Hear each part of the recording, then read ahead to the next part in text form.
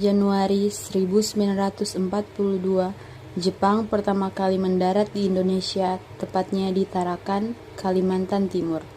Dengan tujuan untuk menciptakan kesemakmuran Asia Raya, Jepang mengaku sebagai saudara tua Indonesia. Dengan dipimpin oleh Jenderal Hitoshi Imamura, kedatangan Jepang ini memberikan harapan besar bagi rakyat Indonesia.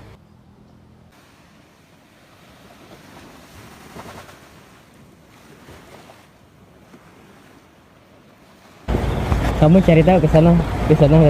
Baik, Jenderal.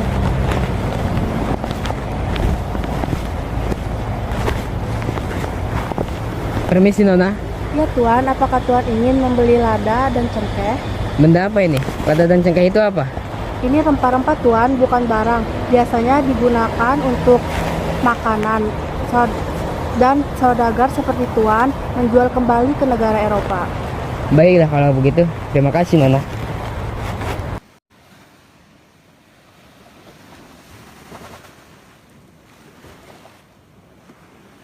Lapor Jenderal, saya mendapatkan informasi dari penduduk Indonesia bahwa pusat negeri ini berada di kota Batavia, tepatnya di Pulau Java. Kita perlu menyeberangi pulau untuk mencapai ke Pulau Java. Baik, saya akan mengarahkan bala tentara untuk menjalankan misi awal kita dan mencari tahu tentang rempah-rempah yang menarik bagi saya. Baik, Jenderal. Kelamnya Indonesia di tangan bangsa Belanda, Jepang terus menyerang bangsa Belanda dengan dalih untuk menyelamatkan negara Indonesia sebagai saudara se-Asianya. Sampai menyerahnya bangsa Belanda kepada Jepang melalui perjanjian Kalijati yang membuat seluruh kekuasaan Indonesia diambil alih oleh Jepang. Kemenangan Jepang ini tentu menarik perhatian dan simpati rakyat Indonesia. Wahai saudaraku, apakah kalian ingin merdeka? Ya, kami ingin. Maka dari itu ayo kita membantu Jepang untuk memenangkan perang Pasifik dan bergabung dengan Jepang untuk membentukkan Romusa Jepang. Ayo, merdeka, merdeka.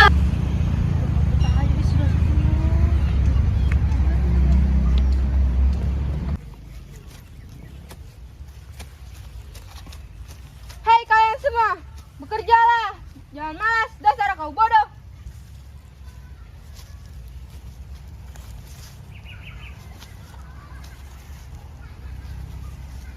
Ayo cepat kerja.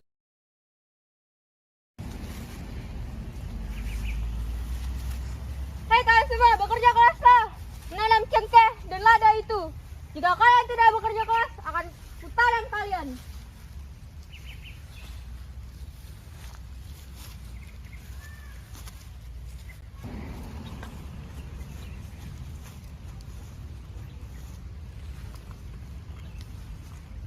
Makanan apa ini? Sangat tidak enak.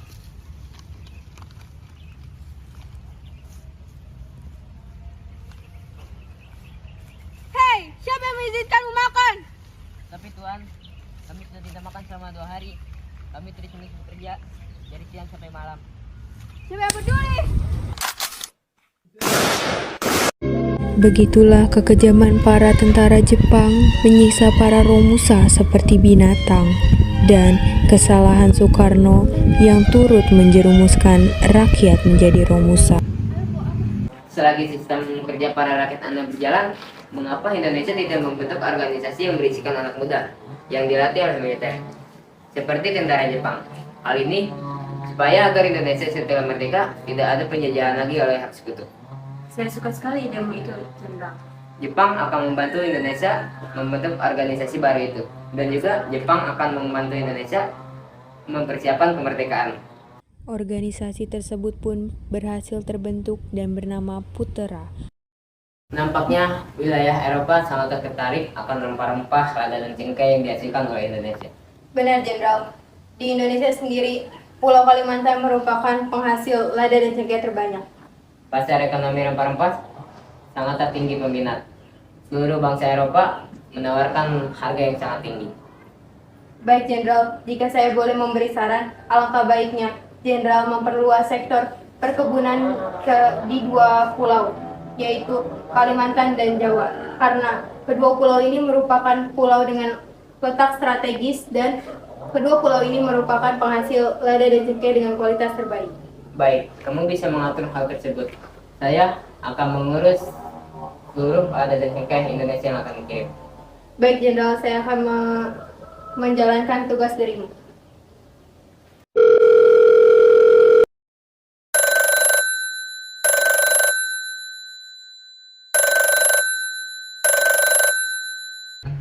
Jepang akan memenuhi seluruh permintaan pasukan lada dan cengkeh yang kau minta.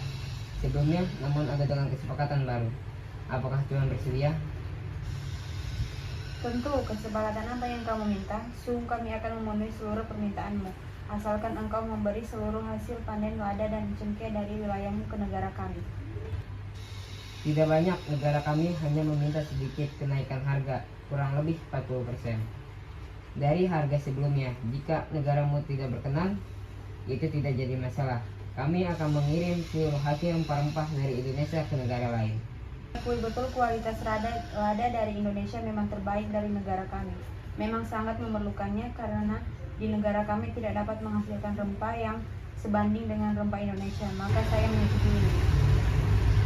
Baik, kalau begitu. Kita mau merdeka kalau kita saja masih di bawah genggaman Jepang. Hei kalian di sana, cepat dan kerja.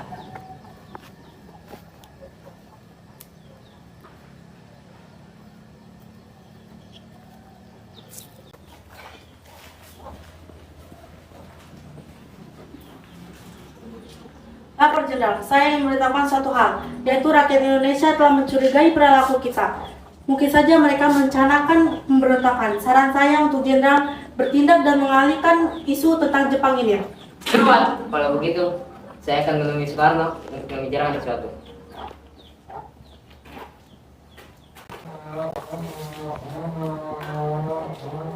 Apa yang membawa kedatangan Jenderal ke sini?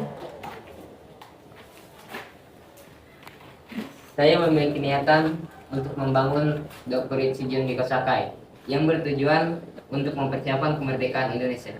Apakah Tuhan setuju? Saya setuju. Kalau begitu besok saya akan mengadakan permusyawaratan untuk melakukan susunan organisasi tersebut.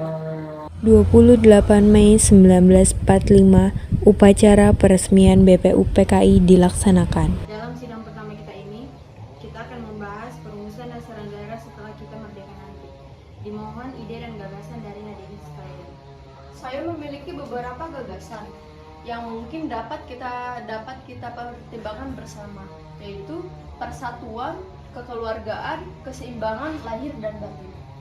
Jika hadirin semua berkenan, saya ingin menyampaikan pendapat saya. Silakan.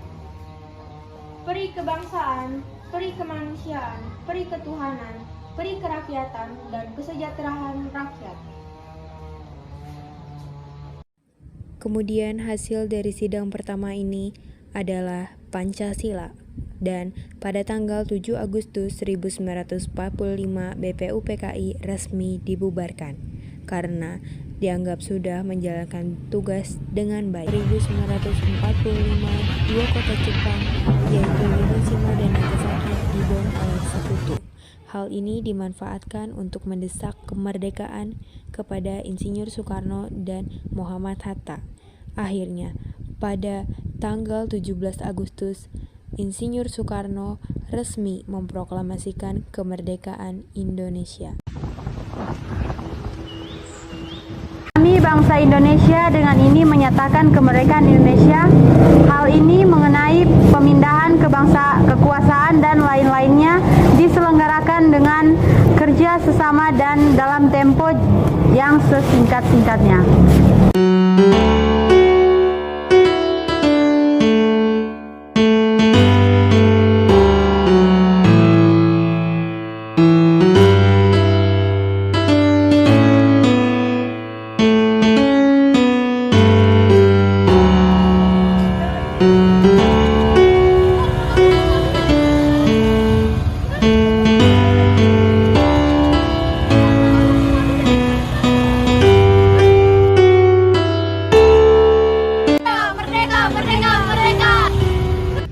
Seruan ombak memperingati pesisir. Kapal datang membawa lentera. Ucapan manis penuh percaya, kami hanyut dalam harapan merdeka. namun semuanya hanyalah dusta.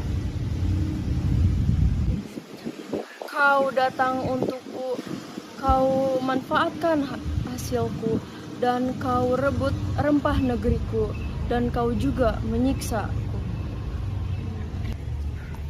Kesejahteraan jadi angan-angan, keadilan hanyalah hayalan, kemerdekaan telah terjajah, yang tinggal hanyalah kebodohan.